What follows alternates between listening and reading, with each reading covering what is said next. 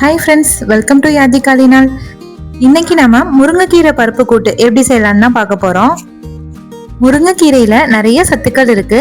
இந்த முருங்கைக்கீரையோட பருப்பு சேர்த்து செய்யும் போது சுவை அட்டகாசமா இருக்கும். சுட சுட சோறோட இந்த பருப்பு கூட்டை சேர்த்து கூடவே கொஞ்சமா நெய் சேர்த்து சாப்பிட்டு பாருங்க. சுவை அட்டகாசமா இருக்கும். எல்லாருக்கும் ரொம்ப பிடிக்கும். இந்த பருப்பு கூட்டு செய்யறதுக்கு ஃபர்ஸ்ட் முருங்கைக்கீரையை வேக வச்சு எடுத்துக்கலாம். அதுக்கு ஒரு வடச்சட்டியில 3/4 லிட்டர், அதாவது 3 கப் தண்ணி சேர்த்துக்கோங்க. ஒரு கட்டு முருங்கைக்கீரை நல்லா கழுவி சுத்தம் பண்ணதை சேர்த்துக்கலாம். கீரையை எப்பவுமே 2-3 தடவை நல்லா சுத்தம் பண்ணிக்கோங்க. ஏன்னா அதுல நமக்கு கண்ணுக்கு தெரியாத அளவுக்கு பூச்சிகள் இருக்க வாய்ப்பு இருக்கு. முருங்கைக்கீரையை சேர்த்துட்டு ஒரு 7 to 10 நிமிஷத்துக்கு வேக வச்சுக்கோங்க. நல்லா எலசா முருங்கைக்கீரை இருந்ததுன்னா 7 நிமிஷம் போதும்.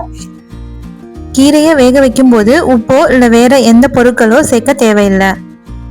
அடுப்பை ஆஃப் பண்ணியாச்சு. இது இருக்கட்டும். ஒரு குக்கர்ல 1/2 கப் நிறைய துவரம்பருப்பு எடுத்துக்கோங்க. ஒருவேளை நீங்க ரேஷன் கடை துவரம்பருப்புல செய்யணும்னு நினைச்சாலும் இதே மெஷர்மெண்ட் தான், அதுவும் நல்லா இருக்கும். பருப்பு நல்லா கழுவி எடுத்துக்கோங்க. இதோட ஒரு பெரிய சைஸ் வெங்காயம் சின்ன சின்னதா கட் பண்ணி வச்சிருக்கேன். கூடவே ஒரு மீடியம் சைஸ் தக்காளியும் கட் பண்ணி வச்சிருக்கேன். 2ஐயும் சேர்த்துக்கலாம்.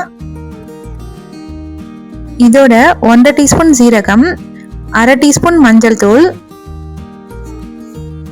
1/4 டீஸ்பூன் பெருங்காயத்தூள், தேவைக்கேற்ப உப்பு சேர்த்துக்கோங்க. நான் இன்னைக்கு 1 டீஸ்பூன் தூள் உப்பு சேர்த்துருக்கேன். உப்பு தேவைக்கேற்ப சேர்த்துக்கோங்க. 2 பச்சை மிளகாய் கீரி சேர்த்துக்கிறேன். ஒருவேளை சின்ன சைஸா இருந்ததுன்னா ஒரு 3 கூட சேர்த்துக்கோங்க. இந்த பருப்பு வேகிறதுக்கு 1/2 கப் துவரம்பருப்புக்கு 1/2 கப் தண்ணி சரியா இருக்கும். முருங்கைக்கீரை வேக வச்ச தண்ணியை வடிகட்டி சேர்த்துக்கோங்க. சேர்த்துட்டு மேலாப்புல மட்டும் லைட்டா கலந்து விட்டுக்கோங்க. பருப்பு எதுவும் கலந்து விட வேண்டாம். கலந்துட்டு குக்கர் மூடி போட்டு ஒரு 3 விசிலுக்கு வேக வச்சுக்கோங்க. 3 விசில் விட்டதுக்கு அப்புறமா ப்ரெஷர் நல்லா ரிலீஸ் ஆனதுக்கு அப்புறமா ஓபன் பண்ணுங்க. மத்து இல்லைன்னா கரண்டியை வச்சு இந்த மாதிரி நல்லா அமைச்சி விட்டுக்கோங்க. இந்த பருப்பு கூட்டுக்கு துவரம்பருப்பு நல்லா கொலைய வேக வைக்காம இந்த மாதிரி வேக வச்சுக்கோங்க. அப்பதான் நல்லா இருக்கும். இப்போ வேக வச்ச முருங்கைக்கீரையை இதோட சேர்த்துக்கலாம். சேர்த்துட்டு ஒரு 5 நிமிஷத்துக்கு நல்லா கலந்து விட்டுக்கோங்க. ஒருவேளை உங்களுக்கு துவரம்பருப்பு நல்லா மசிய வெந்தாதான் பிடிக்கும்னா நல்லா மசிய வேக வச்சுக்கோங்க. இந்த ஸ்டேஜில் நான் அடுப்பு ஆஃப் பண்ணிக்கிறேன். இன்னைக்கு நான் சாதத்தோடு சேர்த்து சாப்பிட போகிறேன். அதனால எனக்கு இந்த அளவு கரெக்டாக இருக்கும். இப்போ தாளிக்கிறதுக்கு முருங்கைக்கீரை வேக வச்ச அதே வடச்சட்டியில் 2 ஸ்பூன் எண்ணெய் சேர்த்துக்கலாம். நல்லெண்ணெய் சேர்த்துருக்கேன். எண்ணெய் காஞ்சதும் கொஞ்சமாக கடுகு உளுந்தம் பருப்பு சேர்த்துக்கோங்க.